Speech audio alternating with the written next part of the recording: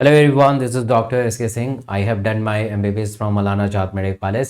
आज इस particular session में हम बात करेंगे ऐसे 5 क्या क्वालिटी होने चाहिए नीट एस्पिरेंट के, जिससे वो सिर्फ सेलेक्ट ही ना हो, वो एक बेहतर रैंक लेके एक बेहतर रेपुटेटेड मेडिकल कॉलेज में अपना ग्रेजुएशन करें, वहाँ से MBBS और MD करें। तो ऐसे 5 क्या आपके करेक्टरिस्टिक फीचर होने चाहिए, ऐसे क्या 5 यूनिक फीचर नीट एस्पिरेंट के पास होने चाहिए जिससे वो एंट्रेंस के एग्जाम में सीट ही नहीं एक बेहतर सीट लेके आए और बेहतर मार्क्स लेके आए।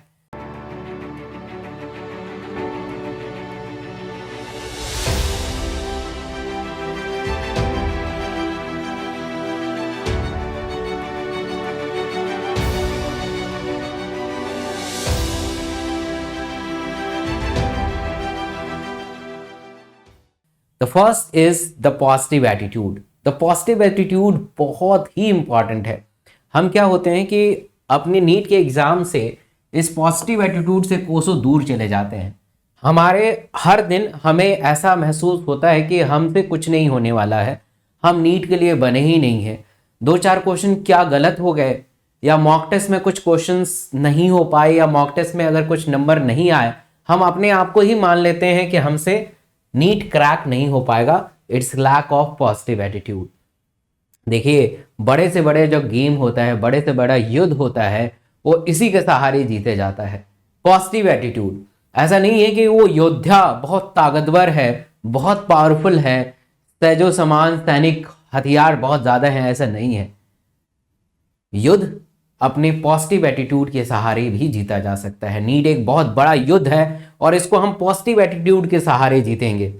अगर आपसे क्वेश्चन नहीं हो रहे हैं, अगर आपका कंसेप्ट बहुत पुअर है, अगर आपकी मेमोरी बहुत पुअर है, इसका मतलब ये नहीं है कि आप नीट को क्रैक नहीं करेंगे। और एक चीज याद रखिएगा, नीट एक ऐसा शब्द है, चाहे वो यूजी के लिए अप्लाई हो, या पीजी के लिए अप्लाई हो, या एसएस के लिए अप्लाई हो।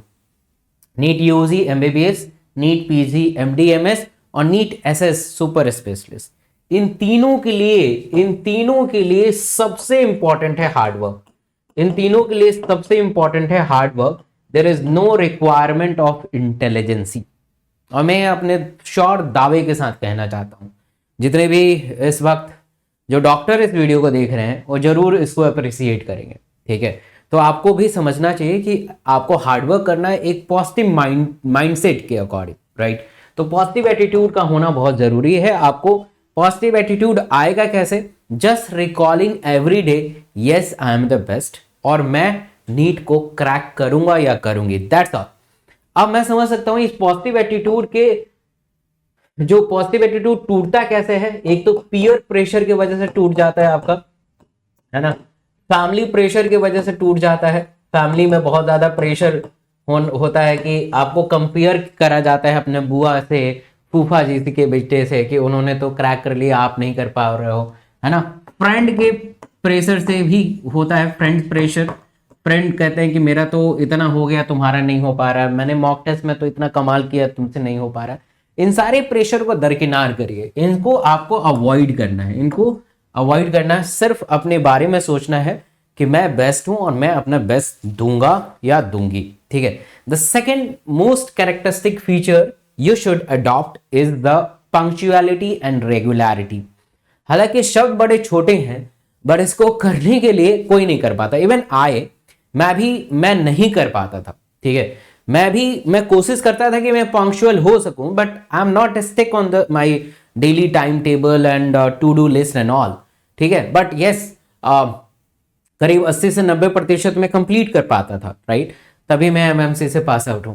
तो punctuality and regularity is play a very vital role, you can say कि वाइटल रोल है आपके सिलेक्शन के लिए। अगर आप पंक्चुअल हैं, रेगुलरिटी को फॉलो कर रहे हैं, तो आप सेलेक्ट हो सकते हैं। हम क्या करते हैं कि जिस सब्जेक्ट में हमें मन नहीं करता है, जैसे लेट सपोज फिजिक्स में मन नहीं लगता है ना, फिजिक्स में मन नहीं लगता है, केमिस्ट्री में मन नहीं लगता है, तो जिसमें सब्जेक्ट में मन नहीं लगता है ना, उसको हम दरकिनार करने लगते हैं, है, उसको पढ़ना बंद कर देते हैं, कम कर देते हैं। आपकी रेगुलरिटी और पंक्चुअलिटी इसी में खत्म हो जाती है। और याद रखिएगा, इस कॉम्पिटिटिव एरा में आपके तीनों सब्जेक्ट बहुत ही स्ट्रांग होना चाहिए, बहुत ही स्ट्रांग, कोई भी एवरेज नहीं काम करेगा, ठीक है। तो पंक्चुअलिटी और रेगुलरिटी को फॉलो करिए। आज के टाइम में बहुत सारे क्लासेस हैं, फ्री क्लासेस हैं, इवन पेड क्लासेस हैं। जो भी आपने क्लास को लिया है सोच समझ के, उस क्लास में रेगुलर जाइए, उनसे सीखिए, पढ़िए, रेगुलरिटी को फॉलो करना। जब तक आप रेगुलर नहीं रहेंगे क्लास में, तो आप उस क्लास का आउटपुट जनरेट नहीं कर पाएंगे। And the third is called self awareness. Self awareness का मतलब ये हुआ कि आपके अंदर इतना तो अवेयर होना चाहिए कि मेरी प्रिपरेशन किस दिशा में जा रही है, मैं सही कर रहा हूं, गलत कर रहा हूं, क्या कर रहा हूं, ये आपको आना ही चाहिए। ठीक है, हम क्या करते हैं, अंधेरे में तीर मारना शुरू कर देते हैं, पढ़ रहे हैं, उसका आउटपुट के बारे में कभी बात नहीं करते हैं, उसका आउटकम क्या आने वाला है नहीं बात करते हैं। ठीक है, कब तक सिलेबस कंप्लीट होगा नहीं बात करते हैं, है ना, क्या आगे होने वाला है कभी बात नहीं करते हैं। तो you have to self aware, आपको पता होना चाहिए कि आने वाले टाइम को कैसे मुझे यूटिलाइज करना है और मेरा आउटपुट इससे कैसे बेहतर हो पाएगा। Fourth, that is smart work and efficiency. हम क्या करते हैं कि हर दिन चाहते हैं कि बहुत ज्यादा से ज्यादा पढ़ना चाहते हैं, है ना, जल्दी से कोर्स को खत्म करना चाहते हैं। बट स्मार्ट वर्क क्या होता है कि इस कॉम्पिटिटिव एरा में और ऑनलाइन के एरा में आपको इतने सारे मटेरियल हैं, इतना सारा स्टफ है कि आप कंफ्यूज हो जाते हैं। आप हर चीज को डाउनलोड करने लगते हैं, तरह तरह के क्वेश्चन, तरह तरह के मटेरियल, तरह तरह के बुक। मेरा सजेशन ये है कि आप स्मार्ट बनिए। स्मार्ट इन द सेंस कि आपको देखो, नीट का एग्जाम, जितने भी कॉम्पिटिटिव एग्जाम होते हैं, वहां पे आपको सिलेक्शन की तरफ समझना है, रिजेक्शन की तरफ नहीं काम करना है। ठीक है, अगर आप सही से काम नहीं करेंगे तो you will be rejected, you are never selected. ठीक है, तो हमें सेलेक्ट होना है, तो हमें रिजेक्शन से दूर भागना है। तो सेलेक्ट के लिए क्या चाहिए, smart work. So what is smart work? अब इस सेलेक्ट के लिए समझना पड़ेगा कि सेलेक्ट के लिए क्या पढ़ना इंपॉर्टेंट है। आप सबको पता है NCERT is the Bible for your NEET exam, NCERT my बाप इज फॉर नीट एग्जाम। तो सिर्फ एनसीईआरटी पे स्टिक रहना है। मैं समझ सकता हूं एनसीईआरटी के कंसेप्ट वगैरह बहुत टफ हैं, but still try to understand. ठीक है, मल्टीपल रिसोर्सेज को अवॉइड करिए और उससे एफिशिएंसी जनरेट करने के लिए आपको उस एनसीईआरटी बेस्ड पे क्वेश्चंस को प्रैक्टिस करना है। ऐसा नहीं कि आप कूड़ा कबाड़ा क्वेश्चन प्रैक्टिस करें तो आपकी एफिशिएंसी बिल्कुल पुअर हो जाएगी, आप बेहतर प्रोड्यूस नहीं कर पाओगे। तो पहला चीज कि दरकिनार करिए बहुत सारे टॉपिक को, बहुत सारे बुक को, और सिर्फ मतलब क्वालिटी चीज पे काम करना है, क्वांटिटी पे नहीं। Last but not a least, that is over thinking.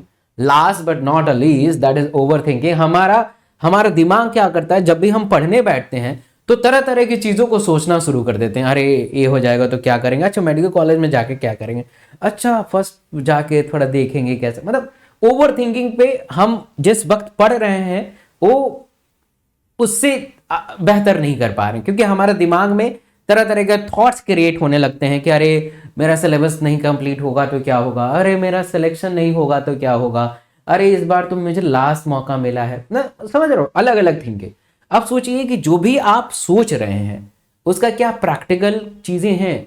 अब आपको नहीं पता है कि आप सेलेक्ट होंगे कि नहीं होंगे, आपको ये नहीं पता कि कौन से मेडिकल कॉलेज में जाएंगे नहीं जाएंगे, तो बेवजह सोचने का कुछ भी इंपैक्ट नहीं पड़ने वाला है। इसलिए बेवजह सोचे ना, आप जो टाइम फ्रेम है, जैसे थॉट्स आ रहे हैं उसको रिफ्लेक्ट करिए कि यार अभी रुक जाओ, हमको फिजिक्स पढ़ लेना तो फिर बाद में आना, है ना। थोड़ा सा प्रैक्टिस करेंगे तो आई होप कि आप कर पाएंगे। इस वीडियो के कमेंट में जरूर बताइएगा कि आपके अंदर ऐसे कौन से इन 5 खूबी हैं जिस पे और बेहतर काम किया जा सकता है। Thank you so much.